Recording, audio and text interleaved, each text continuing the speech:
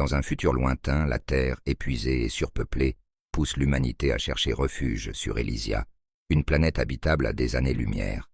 L'Arche, un vaisseau conçu comme une planète autonome, est lancé pour un voyage de plusieurs milliers d'années avec des centaines de milliers de colons. Pour assurer que les derniers colons acceptent de quitter l'Arche pour Elysia, l'ordre de l'Exode a créé une religion centrée sur cette promesse.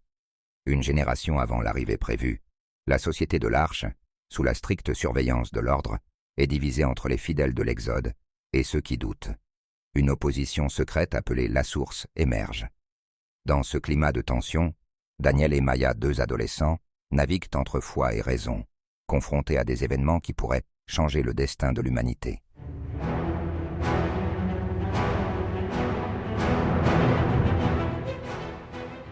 À bord de l'Arche, Daniel lutte contre la foi imposée par l'ordre de l'Exode. Alors que son ami Maya semble dévoué aux enseignements, Daniel, arrêté pour hérésie, subit un test de loyauté brutal. Sauvé de justesse, il découvre qu'il est le descendant de Victor Danelon, créateur de l'Arche, et que Maya fait secrètement partie de la résistance, guidée par une IA rebelle, appelée la Source.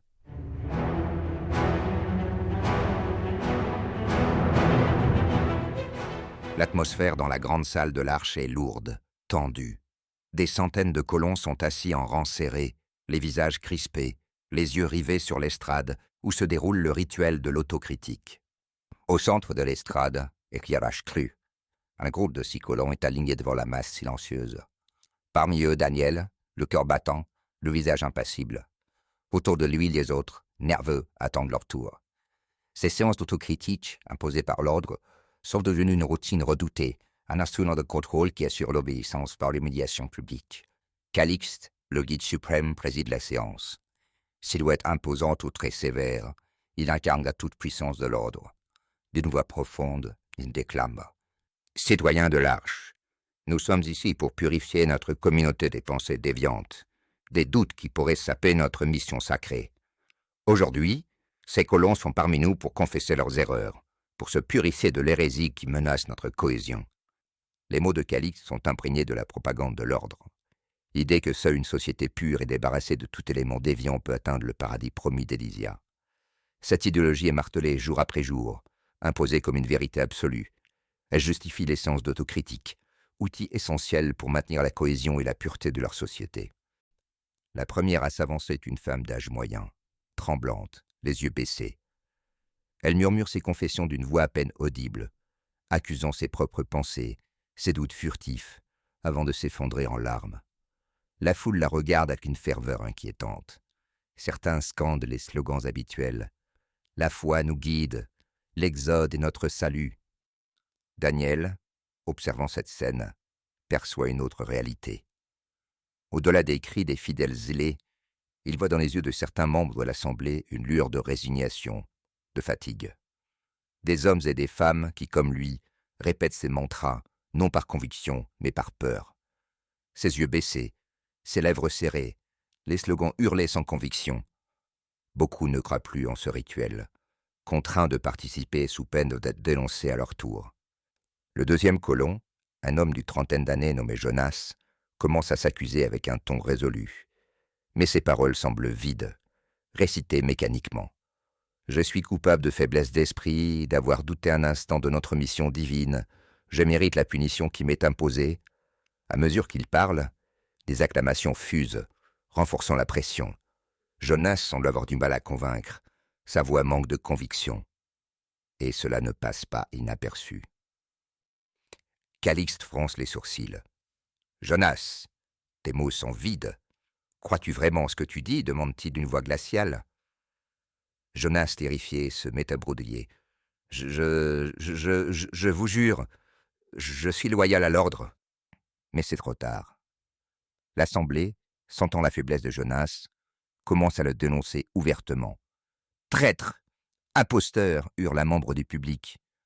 D'autres suivent, comme une meute sentant le sang. L'accusation se transforme en un tumulte accusatoire, la foule se tournant contre Jonas avec une férocité inattendue. Calixte lève la main pour imposer le silence. « Jonas, ton manque de sincérité est une menace pour nous tous. Tu seras conduit à une rééducation immédiate. 2 agents de l'ordre s'avancent rapidement, saisissent Jonas par les bras. Son visage blêmi. Il ne se défend pas. Les agents l'entraînent aussitôt hors de la salle, sous les regards nerveux de l'assemblée. Daniel sent la sueur perler sur son front. Son cœur bat si fort qu'il a l'impression que toute la salle peut l'entendre. Il sait que son tour approche. Les secondes passent. Une torture, amplifiant son angoisse. Il observe la dérobée les visages autour de lui, cherchant un quelconque signe de soutien, mais ne rencontre que des expressions figées par la peur ou déformées par un zèle aveugle. La voix de Calixte tranche le silence. « Daniel, avance-toi !» Daniel blêmit, se lève lentement. Ses jambes tremblent légèrement. Le chemin jusqu'au centre de l'estrade lui semble interminable. Face à l'assemblée, il sent le poids de centaines de regards posés sur lui. Un seul faux pas, une seule parole mal placée, et tout pourrait être perdu. « Je reconnais mes erreurs, commence-t-il, en tentant d'y mettre de la conviction. J'ai laissé le doute s'immiscer dans mon esprit. J'ai failli à ma foi en l'ordre d'Exode.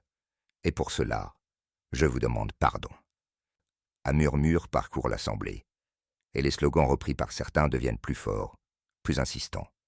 La foi est notre force, l'Exode est notre destin. Daniel n'y prête qu'une attention partielle. Son esprit captant les réactions plus subtiles, les silences coupables, les regards furtifs. Il remarque qu'il n'est pas seul dans son scepticisme.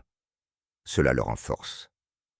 Au milieu du tumulte, un jeune colon nommé Elliot se lève parmi la foule, le visage dur. « Je dois parler, guide suprême, dit-il d'une voix forte qui engendre le silence. Calice acquiesce intrigué. « Parle, Elliot. » Elliot tourne son regard vers Daniel, une lueur de triomphe dans les yeux. « Je souhaite dénoncer un autre déviant, une complice cachée, Maya. Elle est coupable de trahison. Je l'ai entendu parler en privé à Daniel, exprimant des doutes sur l'ordre, sur notre mission. » Le silence se fait soudain glacial dans la salle. Daniel sent son cœur rater un battement. Elliot vient de trahir Maya, et il ne comprend pas pourquoi. Par peur? Par stratégie pour détourner l'attention de lui-même? La foule, alimentée par la propagande de l'ordre qui exalte la purification de la société, se retourne immédiatement contre Maya. Des murmures se transforment en cris de colère. « Traîtresse! Ennemie de l'Exode !» Les mots sont chargés de haine, nourris par l'idéologie de l'ordre qui voit en chaque incroyant un danger à éradiquer.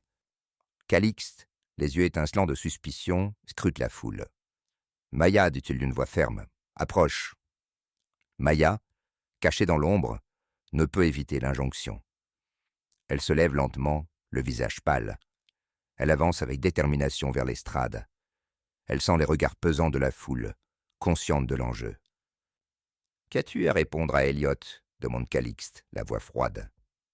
Maya évite le regard de Daniel. Et d'une voix calme, elle répond.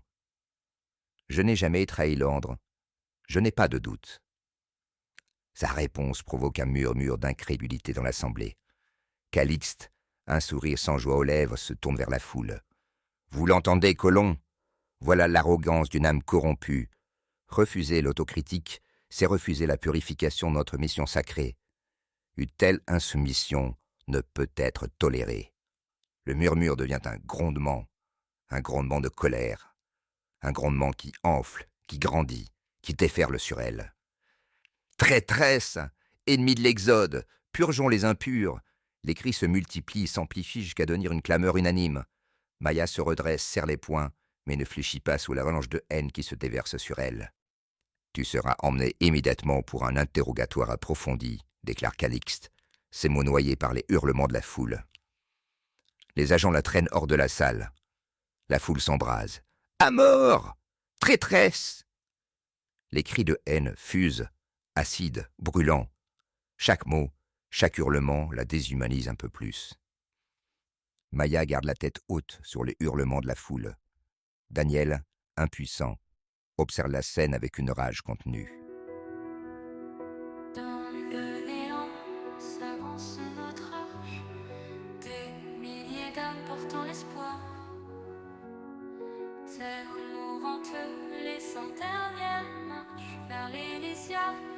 partons sans savoir. Des étoiles comme notre navigation, 10 000 ans flottés à l'infini.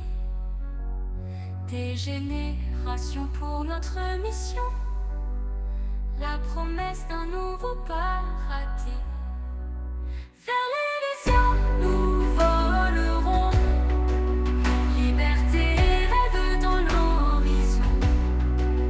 Sous le ciel loin, nous chercherons un monde nouveau, unique maison. Vers l'Elysion, nous volerons, liberté et rêve dans l'horizon. Sous le ciel loin, nous chercherons un monde nouveau, unique maison. Les cieux infinis gardent nos secrets, chacun portant le rêve de demain. Les légendes et espoirs en bouquet, cœur battant pour un nouvel humain. Nuit sidérale et jours éthérés, nos vies au fil d'un long voyage. Avec nos cœurs restons soudés,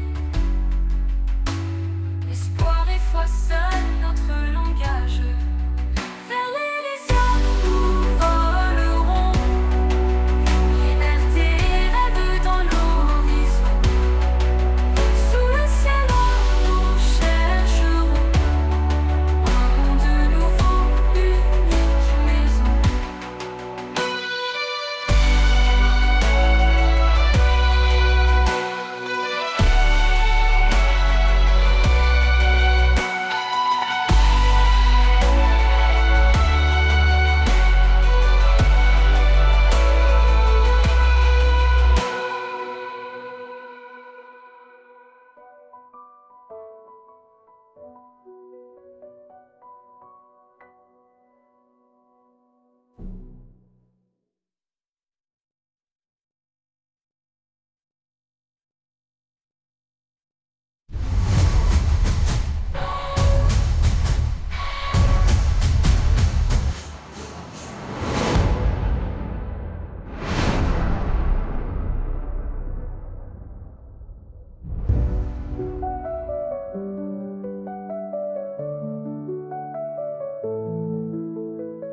Les sidérales et jours éthérés, nos vies au fil d'un long voyage. Avec nos cœurs restons soudés, espoir et foi, seul notre langage. Vers